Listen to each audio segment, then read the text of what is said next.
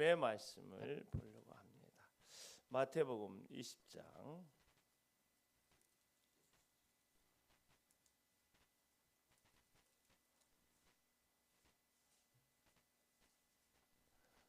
마태복음 20장 28절에서 34절까지의 말씀입니다.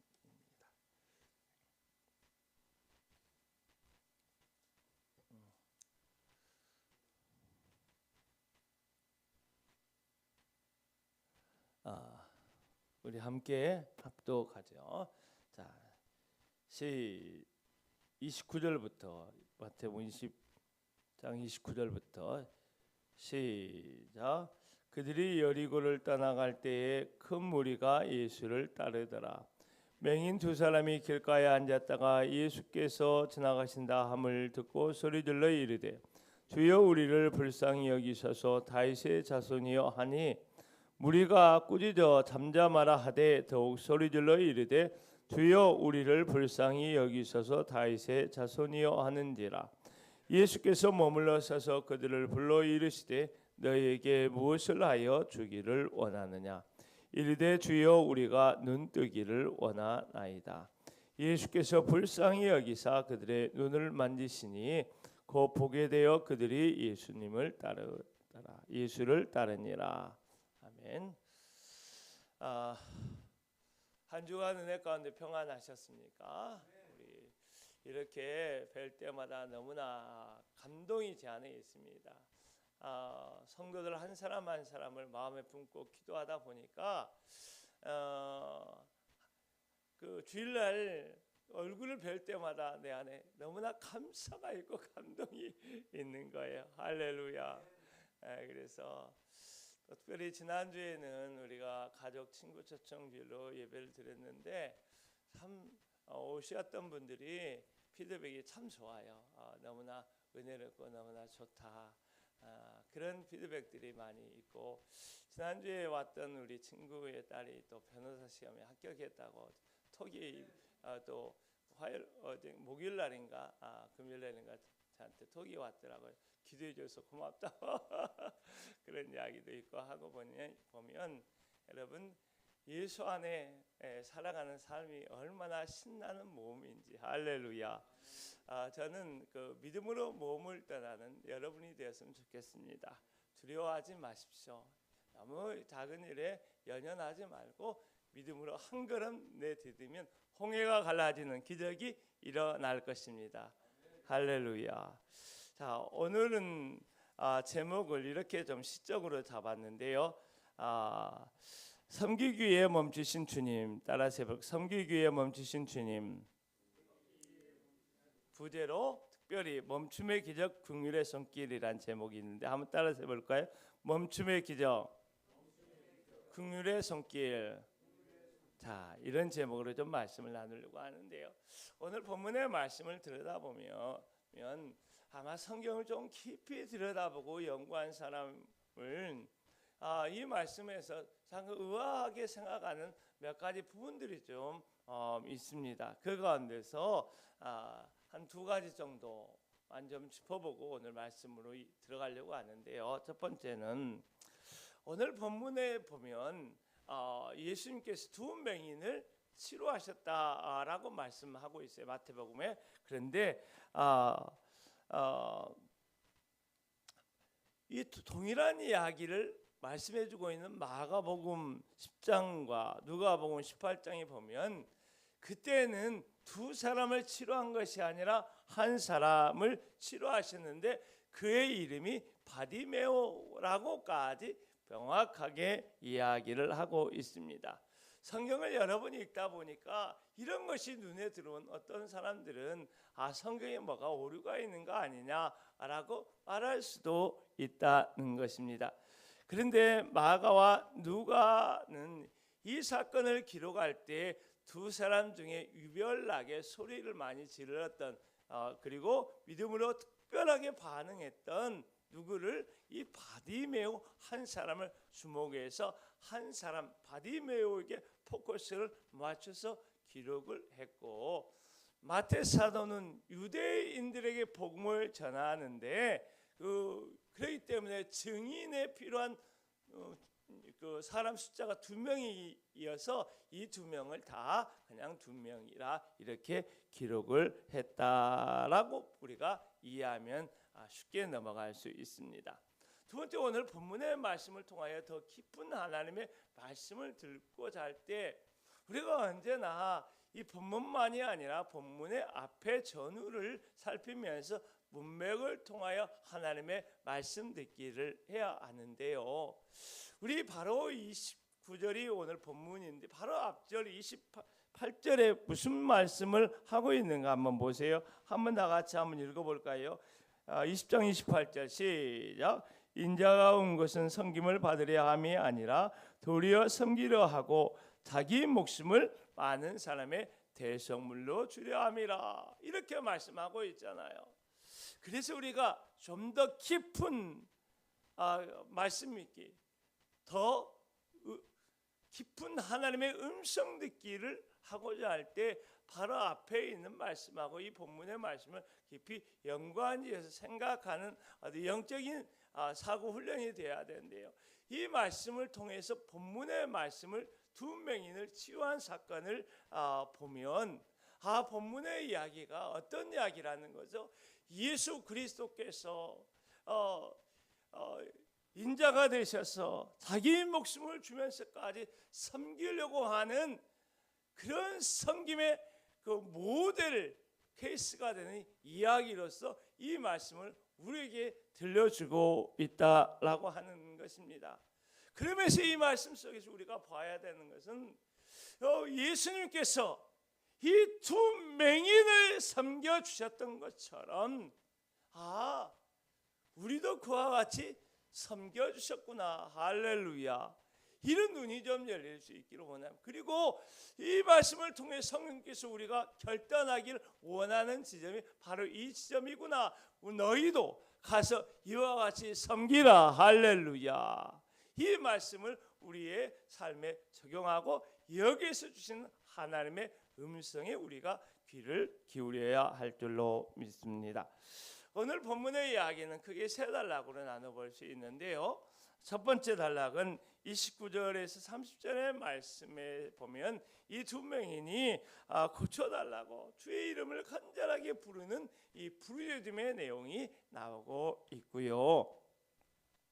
31절에 33절의 말씀에 보면 이 부르짖는 2명인의 절박한 소리, 그들에 대하여 2가지 반응의 부류가 나오는데 하나는 무리들의 반응이 나와요. 하나는 예수님의 반응이 나와. 이런 2부류의 반응에 대해서 말씀하고 있고요. 34절은 예수님께서 그들을 불쌍히 여기셔서 그들의 눈을 만지시고 치유하시는 이 말씀을 들려주고 있습니다. 그래서 제가 언제나 말씀을 일부러 3덩어리로 이렇게 크게 나눠서 전하는데, 왜냐하면 듣기 좋게 이해하기 쉽도록 하기 위해서 3부분으로 나눠서 말씀을 전하고 있습니다. 29절 여러분 한번 읽어보세요. 29절. 자, 마태 사도는 본문의 이야기를 이렇게 시작하고 있는데요. 시작. 그들이 여리고에서 떠나갈 때에 큰 무리가 예수를 따르더라. 이렇게 말하고 있어요. 그들이 예수님과 제자들이 예수님을 따르는 사람들이 이제 여리고를 떠나서 예루살렘으로 나아갈 때에 뭘 한 거? 이 2명인을 치유한 사건이 있었다. 길 위에서 있었다라고 이야기하는데요.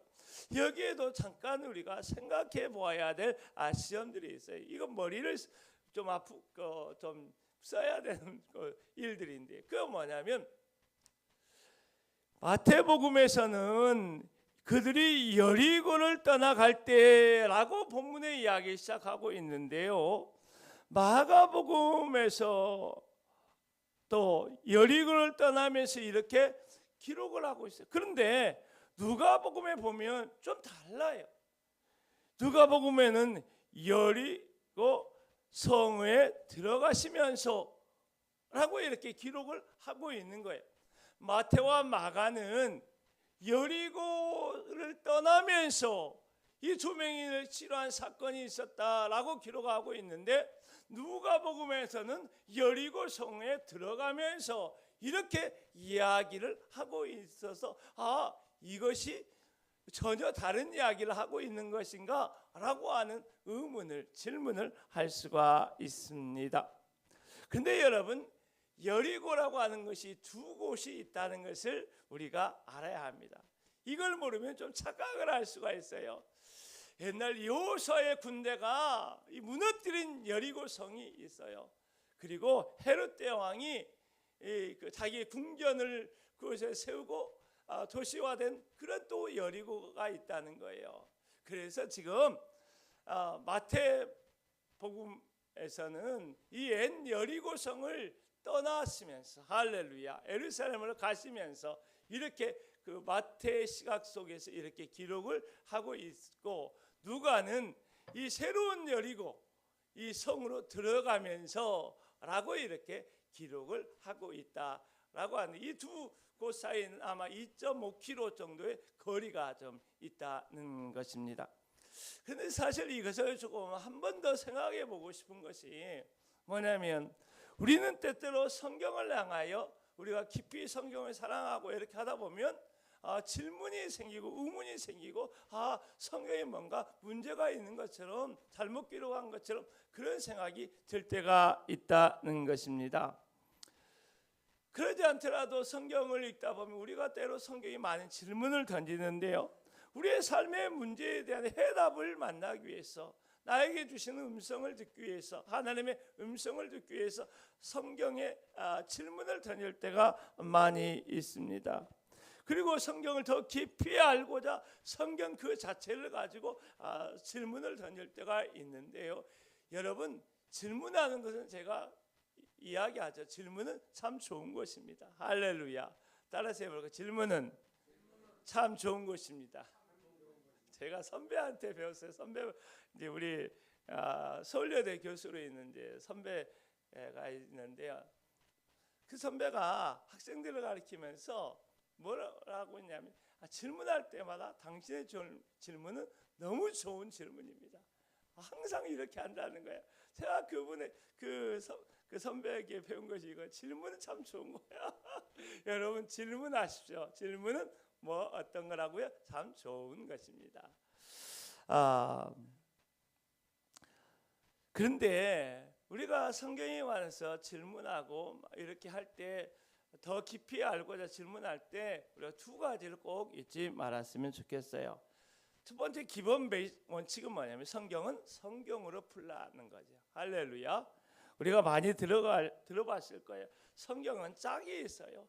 이 질문에 대한 대답하는 또 말씀이 성경에 짝으로 주어져 있다는 거예요.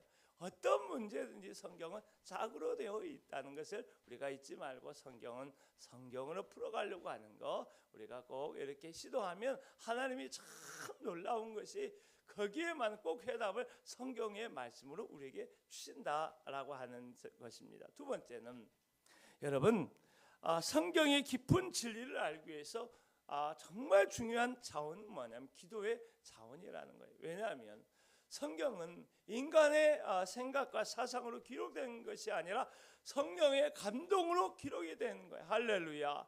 그래서 성경의 말씀을 깨닫기 위해서는 성령 하나님이 열어주셔야만 되는 거예요. 할렐루야. 아무나 깨달을 수 없는 거예요. 지식이 있다고 성경을 깨달을 수 없는 거예요. 성령께서 그 사람에게 힘해서 그 사람의 지각을 열어주실 때 말씀의 깊이를 알게 되어지고, 그 말씀을 통해 살아계신 시퍼렇게 살아계신 하나님을 만날 수 있다라고 하는 것입니다. 할렐루야. 자, 30절의 말씀을 한번 보면, 우리 한번 읽어볼까요? 30절의 말씀 시작. 맹인 두 사람이 길가에 앉았다가 예수께서 지나가신 다음을 듣고 소리질러 이르되, 주여 우리를 불쌍히 여기소서, 다윗의 자손이요 하니 라고 이야기를 하고 있는데요, 예수님께서 여리고를 떠나 예루살렘으로 가실 때 예수님과 제자들만 간 것이 아니라 큰 무리가 예수님의 뒤를 따라갔어요. 유월절 순례하는 사람들이 중심이 돼서 예수님을 따라가고 그랬던 것이죠. 그런데 여리고를 나와서 가는데 길가에 누가 있었어요? 두 맹인이 있었어요. 두 맹인이 길가에 있다는 것은 그들이 예루살렘으로 순례길을 따는 순례객들에게 구걸하는, 어찌 보면 그런 일을 하는 사람들이었다는 것을 볼 수가 있습니다. 그런데 특별히 사람들은 많은 소리들이 있지만 그 가운데서 예수님이 지나가는다는 소식을 듣고 나서 주여 우리를 불쌍히 여기소서 다윗의 자손이요라고 이렇게 이야기를 하잖아요. 여기에서 우리는 먼저 우리를 불쌍히 여기소서라고 하는 말에 좀 주목할 필요가 있습니다. 사랑하는 성도 여러분, 이 세상에 어느 누구도 하나님의 긍휼의 은혜가 필요 없는 사람은 없습니다. 가장 부유해서 아무것도 더 이상 필요가 없을 것만 같은 사람도 하나님의 무한자비하신 은혜가 없으면, 긍휼의 은혜가 없으면 살아갈 수 없고요. 가장 가난한 자도 하나님의 긍휼하신 은혜가 없이는 한순간도 살아갈 수가 없는 거예요. 인간이 노력을 해서 열심히 해서 가장 지고한 위치에 올라 있는 그 사람이라도 하나님의 긍휼의 은혜가 필요하고요. 가장 낮고 비천한 자리에 있는 사람이라도 하나님의 긍휼의 은혜가 필요한 것입니다. 나는 하나님의 긍휼의 은혜가 필요 없어라고 말하는 사람이 있다면 아마도 교만한 사람이거나 아니면 하나님을 정말 인격적으로 만나지 못하는 사람이 아닐까 생각을 합니다. 히브리서 4장 6절에 우리가 아주 잘 알고 있는 놀라운 말씀이 있어요. 한번 들어보세요. 그러므로 우리가 긍휼하심을 입고 때를 따라 돕는 은혜를 얻기 위하여 은혜의 보좌 앞으로 담대히 나아갈 것이라. 할렐루야. 이렇게 말씀하고 있는데요. 이 말씀을 여러분 삶에 한번 적용해 보세요. 그리고 이렇게 고백해 보세요. 하나님, 난 주의 긍휼하신 은혜가 없이는 살아갈 수 없는 사람입니다. 그리고 주의 이 긍휼의 은혜를 받기 위해서 히브리서 4장 16절의 말씀처럼 담대하게 자리를 박차고 주님 앞으로 나아가십시오. 기도하십시오. 주의 긍휼을 구하는 자를 결코 하나님은 외면하지 않습니다.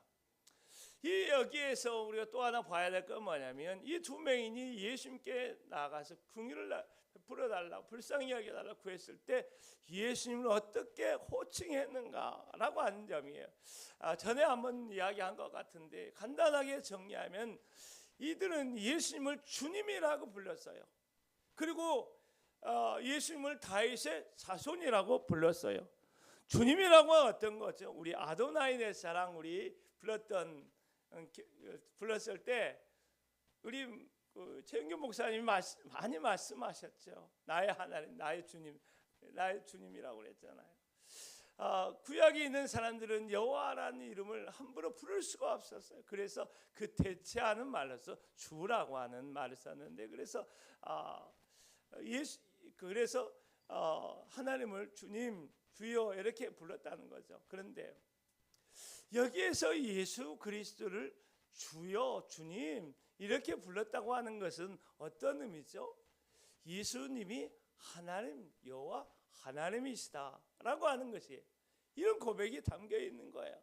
그리고 예수님을 가리켜 다윗의 자손이다라고 이야기를 하고 있는 것은 사무엘서에서 이야기하는 하나님과 다윗 사이에 언약을 맺었는데 이 언약을 성취하시는 분으로서 예수 그리스도를 이야기하고 있고, 더 나아가서 예수 그리스도가 메시아다, 약속된 메시아다라고 하는 것을 이야기하고 있는 것입니다.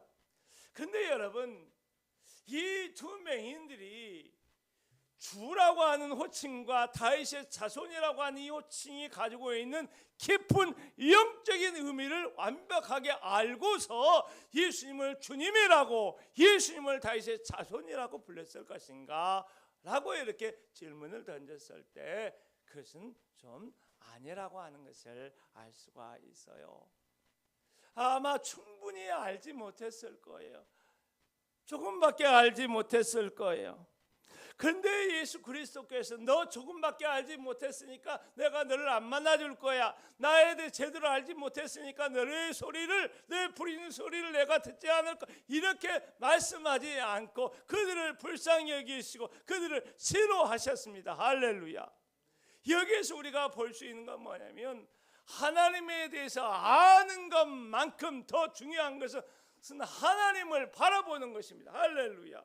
주님이 어떠한 분인가 아는 것도 굉장히 중요하지만 그것만큼이나 더 중요한 것은 주님을 향하여 우리의 시선을 고정하는 것이 정말 중요한 것입니다. 우리가 참으로 주님을 향하여 시선을 고정하면 우리는 하나님의 궁예를 구할 수 있을 거예요. 현실에 낙심하지 않고 하나님이 반드시 길을 열어주신다. 하나님이 반드시 도와주신다. 하나님이 반드시 채워주신다. 이와 같이 기도하면서 너끈하게 이 어려운 인생의 길을 걸어갈 수 있을 것입니다. 우리 다음 말씀을 보게 되면 두 맹인에 대한 두 가지 반응을 이야기하고 있어요. 하나는 누구의 반응이죠? 무리의 반응이 있어요. 그리고 또 하나는 예수님의 반응이 있는데요. 31절 한번 읽어볼까요? 31절 시작. 소리질러 다 무리가 시작. 무리가 꾸짖어 잠잠하라 하되 더욱 소리질러 이르되 주여 우리를 불쌍히 여기소서 다윗의 자손이여 하는지라 라고 말씀하고 있는데 꾸짖어 잠잠하게 하라 이렇게 이야기했어요. 어찌 보면 그들이 그럴만하다라고 생각하는 수도 있지만 한 번 정도 왜 이렇게 그들이 꾸짖어 잠잠하라 말했을까라고 하는 이유들을 한번 좀 살펴본다고 한다면 이들의 무리들의 귀에는 마음에는 이 절박하게 부르짖는 소리가 마음에 와닿지가 않았지 않았을까. 그래서 그냥 꾸짖어 잠잠하라고 그냥 무심코 그냥 이렇게 던지지 않았을까. 말을 던지지 않았을까. 아마도 이 두 맹인의 간절한 부르짖음이 그들의 귀에는 불편한 소음으로 여겨지지 않았을까 싶어요. 어찌 보면 두 맹인이 예수님을 부르고 이렇게 하는 것은 예수님을 따라가는 우리들이 거룩한 무리의 품격을 좀 떨어뜨리는 것이 아닌가.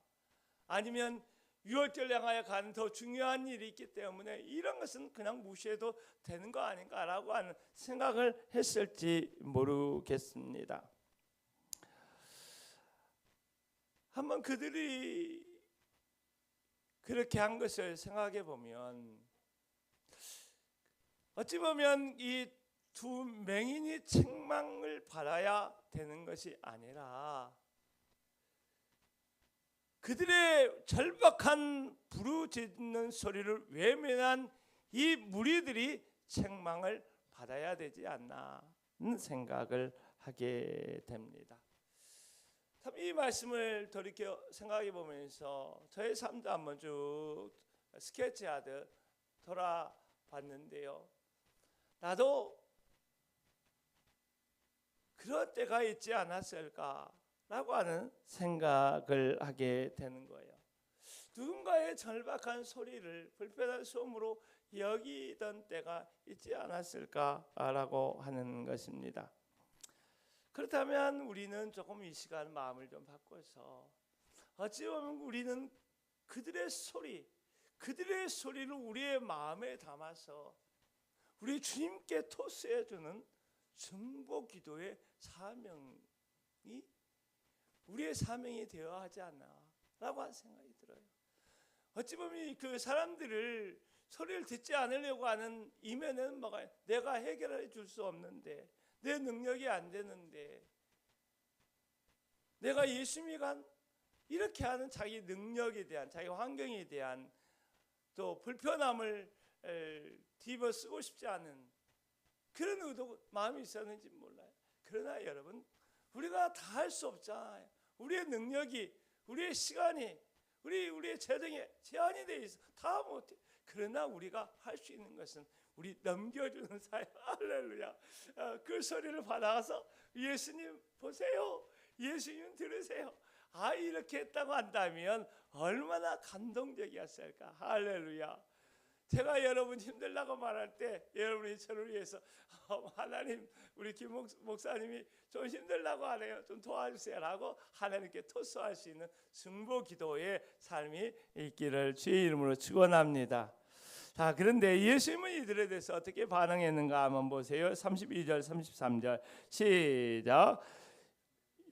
그래서 머물러 서서 그들을 불러 이르시되 너에게 무엇을 하여 주기를 원하느냐. 이르되 주여 우리의 눈뜨기를 원하나이다. 예수님의 반응을 보세요. 머물러 멈춰 섰다라고 기록을 하고 있잖아요. 많은 무리들과 제자들과 함께 예루살렘으로 가는 이 거룩한 행진을 중단하고 멈춰 서는 것은 결코 쉬운 일이 아니었음에 틀림이 없습니다. 심지어 예수님은 이때 어떤 일을 하기 위해 예루살렘으로 가는 거예요. 십자가에 매달리기 위한 이 고난을 위하여 가는 심정이 굉장히 복잡 미묘한 어려운 그런 상황 속에 가는 길인데, 그럼에도 불구하고 예수 그리스도는 그들을 위하여 그 사람을 위하여 그 행진을 멈춰 세웠어요. 할렐루야. 그 갈급한 그 부르짖는 소리를 듣기 위하여 그 행진을 멈추었다는 것입니다. 사랑하는 성도 여러분, 여기서 진정한 사랑이 뭘까라고 하는 생각을 좀 하게 되는데요. 진정한 사랑은 그 사람을 위하여 멈추는 데서 시작이 된다는 것입니다. 때로 우리가 중요한 일이 있다 할지라도 섬김이 필요한 그 한 사람이 눈에 보이게 되면 그 사람을 위하여 멈춰 서는 것도 참 좋다 싶습니다. 보다 중요한 일이 있다 할지라도, 보다 중요한 일이 있다고 사람들이 말한다 할지라도 예수님이 우리에게 보여주시고 들려주시는 그 한 사람의 목소리를 위하여 멈춰 서는 것도 참 은혜가 있는 일입니다. 우리가 그렇게 한다고 해서 늦게 가는 것이 아니고, 정말 그렇게 한다고 해서 정말 해야 할 일을 못하는 것도 결코 아니라고 하는 것입니다. 근데 여기에서 한 가지만 더 짚어봐야 되는 것이, 이 두 맹인이 예수님께 부르짖었을 때 예수님께서 뭐라 말씀하셨는가 보세요. 너에게 무엇을 하여 주기를 원하느냐. 여러분, 예수님께서 이 맹인들이 눈뜨고 싶어요라고 하는 것을 몰랐을까요? 알고 있음에도 불구하고 이렇게 물어보신 이유가 어디 있을까요? 그것은 단순히 육신의 눈을 뜨는 것 이상으로 더 깊은 차원, 한 걸음 더 나아가서 그들과 인격적인 관계를 맺고 더 분명히 떼야 될 영적인 눈을 열어주시기 위하여 이와 같이 질문하지 않았을까라고 하는 것을 볼 수 있는데요. 그런데 여기서 우리가 문맥 속에서 살펴봐야 될 또 다른 한 가지 일이 있는데요. 여러분, 앞에 있는 사건이 어떤 사건이냐면, 야고보와 요한의 어머니 살로메가 예수님께 와서 하나는 예수님 우편에 하나는 좌편에 앉게달라 이렇게 했잖아요. 그때 예수님께서 이 살로메에게 물었던 질문이 동일한 질문이, 너에게 무엇을 하여 주기를 원하느냐. 마태 사도는 이 말씀을 통하여 어떤 것을 보여주고 있느냐 하면, 이 두 맹인과 이 두 제자들을 대조해서 보여주고 있는 거예요. 그래서 어느 관점에서 이런 말하고 있느냐, 진짜 누가 맹인인가, 진짜 누가 보지 못하는 맹인인가라고 하는 것을 물어보고 있는 거예요. 이 두 제자들은 세속의 욕망에 매여서 하나님 나라 좌편에 우편에 서 있겠다고 하는 권력에 대한 야심으로 정말 예수 그리스도께서 무엇을 위하여 이 땅에 오셨으며 무엇을 위하여 지금 예루살렘으로 가는 것인지를 보지 못하고 세속의 욕망을 투자해서 하나는 좌편에 우편에 앉게 해달라고 구하고, 이것이야말로 자기 욕망에 매여 제대로 보지 못하는 영적인 소경이 그 제자들이고, 어찌 보면 다윗의 자손이요 라고 부르짖는 이 맹인은 예수님에 대하여 제자들보다 더 바로 보고 있다라고 하는 것을 이야기하고 있는 것이에요. 여기에 마태를 통하여 주어지는 소리가 있는 거, 우리에게 던져주는, 여러분, 본다고 다 진정으로 보는 사람이 아닙니다. 우리는 정말 하나님 앞에 끼어 있고 하나님 앞에서 제대로 보는 사람입니까? 한번 우리 자신을 돌아보면서, 주여 저의 영안을 열어주옵소서. 할렐루야. 하나님이 듣기를 원하는 소리를 듣고 하나님이 보기를 원하는 그것을 볼 수 있는 영안을 열어주십시오. 할렐루야. 우리 34절 한번 읽어보세요. 시작. 예수께서 불쌍히 여기사 그들의 눈을 만지시니 곧 보게 되어 그들이 예수를 따르니라. 예수님께서 그들을 불쌍히 여기셨고, 이 불쌍히 여기는 마음으로 말미암아 그들의 눈을 만지시고 보게 하셨습니다.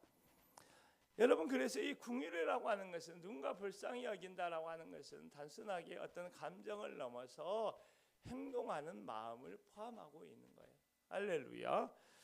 자, 오늘 이 말씀 보면서 저는 우리 주님께서 우리들의 두 눈에도 만져주셔서 우리의 눈을 열어주시는 기적을 베풀어 주시기를 간절히 소망합니다. 자, 말씀을 마무리합니다. 간략하게 정리를 좀 하려고 하는데요. 첫 번째, 두 맹인은 정말로 인생의 엄청난 기회를 잡은 찬스 메이커였어요. 기회를 어찌 보면 만드는 사람. 할렐루야. 기회는 이런 말이 있잖아요. 기회는 물처럼 흘러간다라고 하잖아요. 이때 잡지 못하면 그냥 흘러가고 마는 거예요. 이 두 맹인은 예수님 지나간다는 소식을 듣고 부르짖어 어찌 보면 기도하듯 하나님 앞에 간구했을 때 예수 그리스도의 은혜를 덧입고 눈이 떠지고, 그뿐만 아니라 영적인 눈이 떠지고 제자의 대열에 합류해서 예루살렘으로 가는 그런 삶이 되었는데, 우리들도 정말 우리의 상황이 어찌하든지 간에 우리에게 하나님께 주신 기회를 붙잡을 수 있는 그런 어떤 은혜가 있기를 원합니다. 그 기회는 어느 때냐면 바로 지금이라고 하는 거예요. 지금 예수님 앞에 우리가 기도해야 되고, 할렐루야, 지금 말씀을 들어야 되고, 지금 우리가 변화를 되도록 결단해야 되고, 할렐루야, 지금 우리가 헌신을 결단해야 되는 거예요. 이사야 55장 6절 말씀에 너희는 여호와를 만날 만한 때에 찾으라, 가까이 계실 때 그를 부르라 말씀하셨습니다. 지금 주님을 불러야 될 때이고 지금 만나야 할 때입니다. 고린도후서 6장 2절에 이르시되 내가 은혜를 베풀 때 너에게 듣고 구원의 날에 너를 도왔다 하셨으니 보라 지금은 은혜 받을 만한 때에 보라 지금은 구원의 날이로다. 우리가 지금 내일 한다고 생각하면 내일 안 해요. 그러니까 지금 하나님 앞에 헌신을 결단하고 지금 기도하고 지금 하나님 주여 주시는 은혜를 받게 해달라고 간절히 기도할 수 있기를 바랍니다. 두 번째는 어찌 보면 우리 인생을 살아가면서 또 특별한 한순간이 있어요. 그것은 뭐냐면 누군가 절박한 소리를 하는데 그때 그 말이 내 귀에 들릴 때가 있다는 거죠. 그때 외면하지 말고 그 사람의 소리에 귀를 기울일 수 있기를 바랍니다. 여러분이 감당할 수 없는 내용이라고 한다면 그냥 하나님 앞에 토스해도 좋습니다. 전혀 다 책임지고 다 해결하려고 하지 마세요. 그것은 우리의 교만일 수가 있어요. 우리가 다 못해요. 그러나 절박한 소리가 우리의 마음에 들려오거든. 그것을 외면하지 말고 최소한 그것을 받아서 하나님 앞에 올려드리는 중보의 기도 사명을 감당하십시오. 마태 사도는 이 두 소경과 두 제자를 대조해서 강렬하게 대조해서 보여주면서 누가 진정한 소경인가를 묻고 있는 거예요.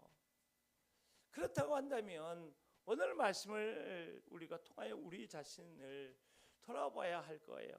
우리는 정말 소경된 자로 이 땅에 살고 있는가, 아니면 열린 눈을 가지고 바르게 보면서 우리가 바르게 들으면서 바르게 선택하면서 우리가 살아가고 있는가, 우리 자신을 성찰해 볼 수 있기를 바랍니다. 우리 마지막 찬양하고 예배를 마무리하겠습니다.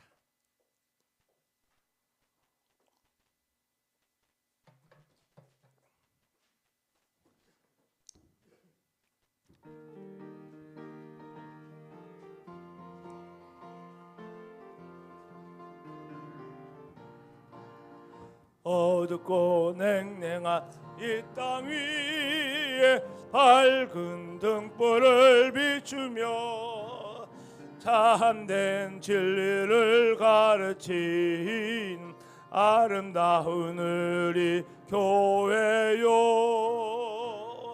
오 컴 다 오라고 부르도다.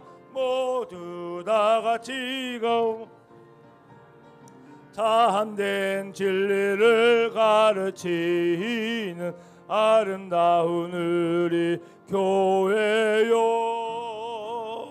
전덕 위에 아름다운 우리 교회가 서 있네. 어린 내 시절 정다웠던 사랑하는 우리 교회요. 오 컴